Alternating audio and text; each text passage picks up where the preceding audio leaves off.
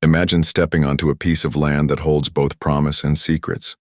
An abandoned farm, overgrown with weeds, its barns collapsing, its silence heavy with stories untold.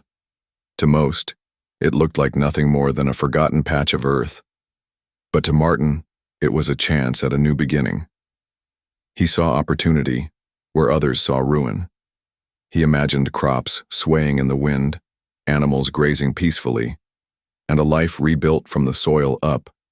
But what Martin didn't know was that behind those broken fences lurked neighbors from hell, and one terrifying night would test his strength in ways he never imagined.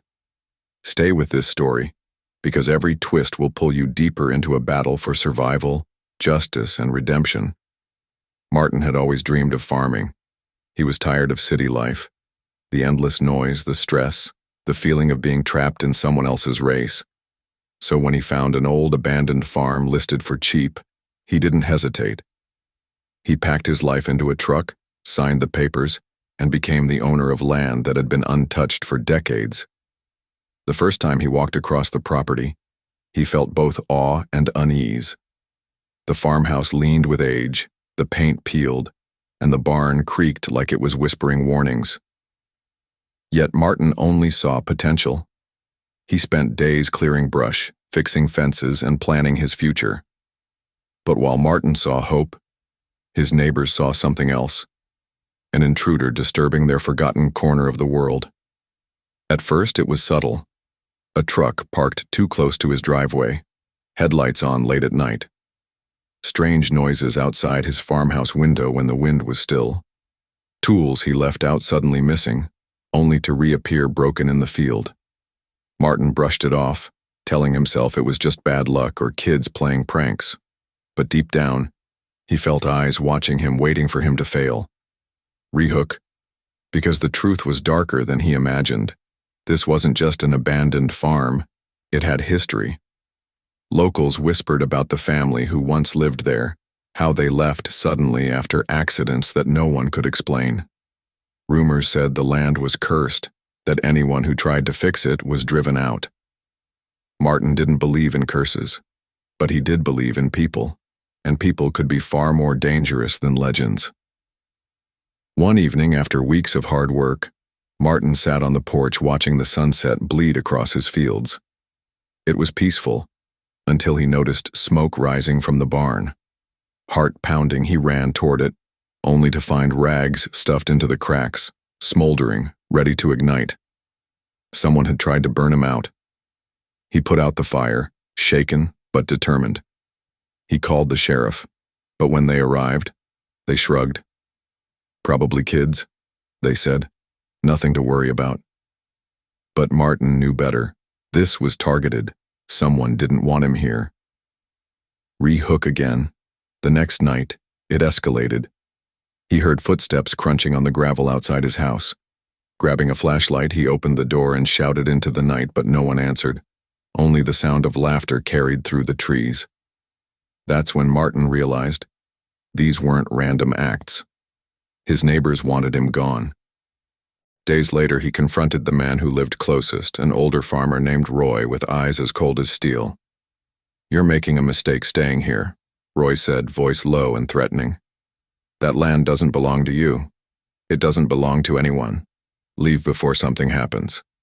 Martin stood his ground. "I bought this farm legally. It's mine and I'm not leaving." Roy smirked. "We'll see about that." Rehook, because that night something terrifying happened. Martin woke to the sound of breaking glass.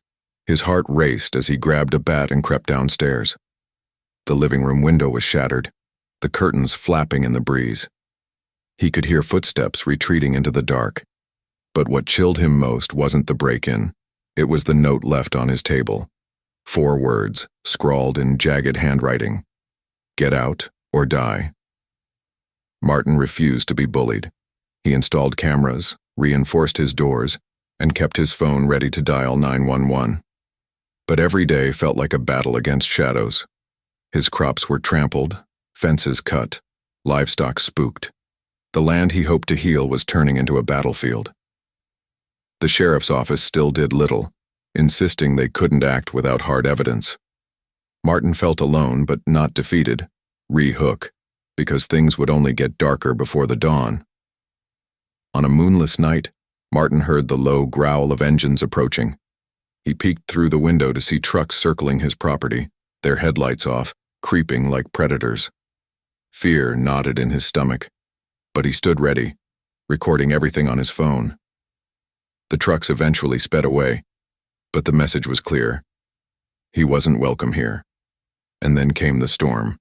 The night everything changed. Lightning split the sky, rain poured down in sheets, and thunder rattled the windows. Martin heard a loud crash outside. Running to the window, he saw figures moving in the dark. Grabbing his flashlight and bat, he stormed outside, rain soaking his clothes. There, by the barn, stood 3 men, including Roy, trying to set fire to his hay bales. "I told you to leave," Roy sneered. Martin stood tall. "This farm is mine. I'm not going anywhere." The confrontation grew tense, voices raised, threats exchanged. Just when it seemed violence was inevitable, headlights flashed across the field. The sheriff's car rolled up, lights blazing. Someone, perhaps another neighbor tired of the madness, had called for help. The men scattered, but not before the sheriff caught Roy. For the first time, the law took Martin's side. Roy was arrested, charged with trespassing, arson, and harassment. The truth came out. Roy and his friends had tormented every owner who tried to fix the farm, believing the land was theirs by legacy, not law. But this time they picked the wrong man. Re-hook. The victory wasn't just in the arrest. It was in the resilience. Martin rebuilt, stronger than ever. He repaired the barn, planted crops, and turned the once abandoned land into a thriving farm. The community took notice, and slowly, neighbors who once stayed silent began to respect him. They saw that Martin wasn't just another outsider. He was a man who refused to be broken by fear. He became a quiet symbol of perseverance, someone who faced down threats, isolation, and sabotage, and still rose again. The abandoned farm now bore new life: golden wheat, sturdy fences, a freshly painted farmhouse, and a farmer who had earned every inch of his ground. Years later, people would drive by his farm, seeing fields glowing under the sun, never knowing the battles fought to claim that peace. But Martin remembered. Every sunset on his porch reminded him of that terrifying night, and how close he came to losing everything. Yet he also remembered the lesson. Courage is not the absence of fear, but the will to stand tall when fear tries to break you. And so, the abandoned farm was no longer abandoned. It was alive, a testament to survival, to justice, and to the strength of never backing down. Re-hook. The question lingers for all of us. What would you have done? If neighbors from hell threatened your life for claiming what was rightfully yours, would you have packed up and left? Or would you have stood firm, fought through the fear, and reclaimed your dream like Martin did? His story is a reminder that sometimes the biggest battles aren't fought in courts or with contracts. They're fought in the quiet, stormy nights when no one is watching, when standing your ground is the only choice. Martin chose to fight, and in doing so, he didn't just win his farm, he won his dignity.